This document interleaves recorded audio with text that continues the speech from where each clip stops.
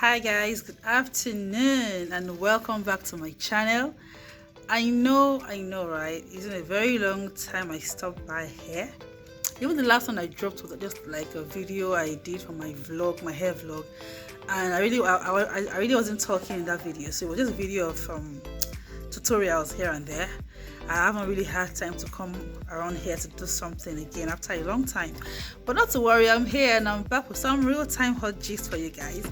I just want you to sit back and relax. Don't touch the dial, do not go anywhere, just go get your water if you must, come back and listen to the gist. I'll be right back, guys. Stay tuned.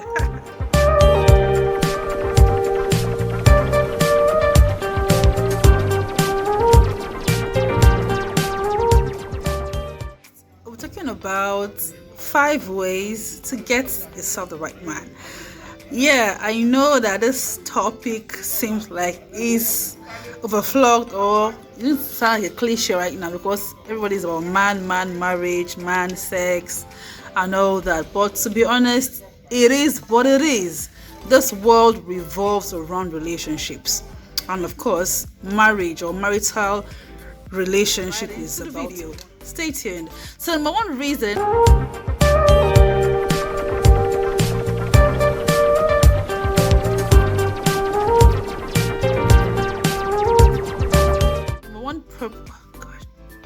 So the number one way to get yourself the right man is one, the God factor. Now, how do I mean by this? To be honest, right, a lot of people, and I mean young people right now that are marriage ready or ripe for marriage, do not always think it is about God. They always want to go about a search on their own.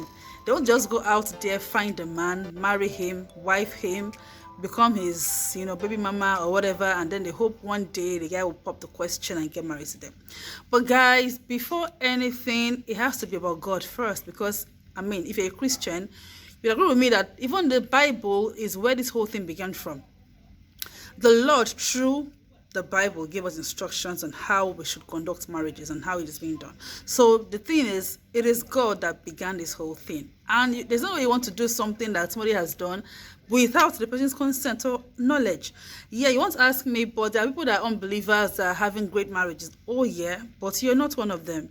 People have different grace in life. Where you are, where you're working around. If you're a believer, you do not have to go about choosing a spouse on your own terms without having to involve God in your quest. Do you get? So you have to trust that God is the be all and end all for you in your marital quest. You don't just go about walking blindly and hoping that it just happen upon anybody. No, you have to seek God first for the kind of man you want, and the man has to be somebody that is tailored according to God's will for your life.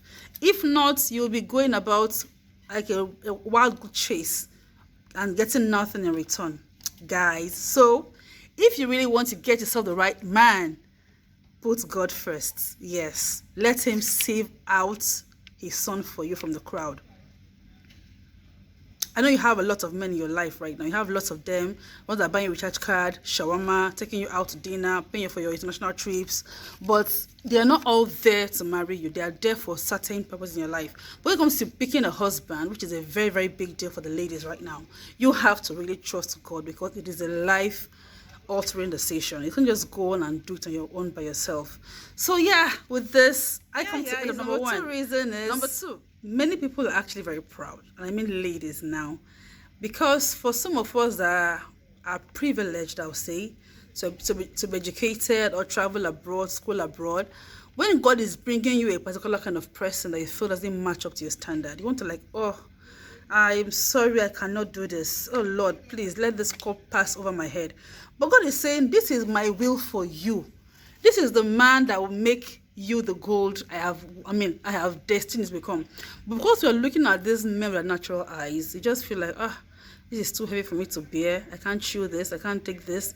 And before you know it, you say no to this person that God has sent your way.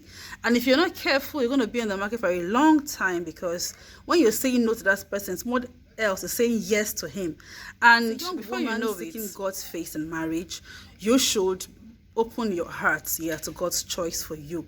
Don't feel like he's too local, he's not what I want, he's not even tall, dark and handsome, he's not a hunk, as they call them these days. He's not a hunk, he's not this, he's not that. Guys, you don't have to have a hunk as a husband. When it comes to getting married, it is beyond getting married to a model or to a man that has a chiseled body. You have to marry a man that has a kind spirit, a man that God has pruned by himself. So don't make the mistake of having to wait until he's a sort of that young man before you say yes to him. Guys, drop the pride and take God's choice. Number 3 way of getting yourself a great man is by blocking out all the bad lucks in your life in form of naughty men. Many ladies are fond of keeping many men in their lives, men that have no purpose in your life.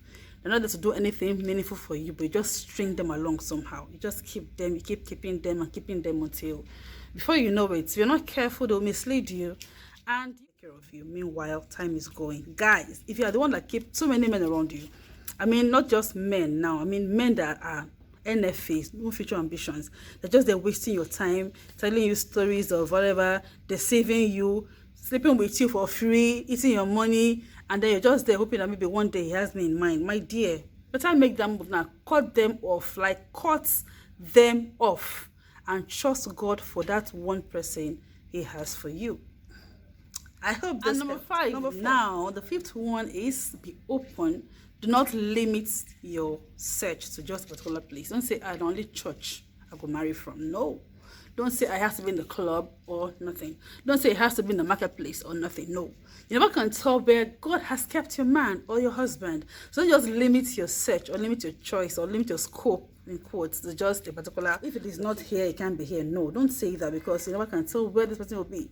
Be open, be always smart, be calculated, be alert in your mind all the time, continually, because you do not know where or when your Lord will come. So guys, before I run, this is just me saying, be open, be smart, know what you want, eliminate the never do what's in your life. Move. They don't help you in your ministry. Move. Married men that are there to distract you, cut them off. Get your life back, and I trust God with you very soon.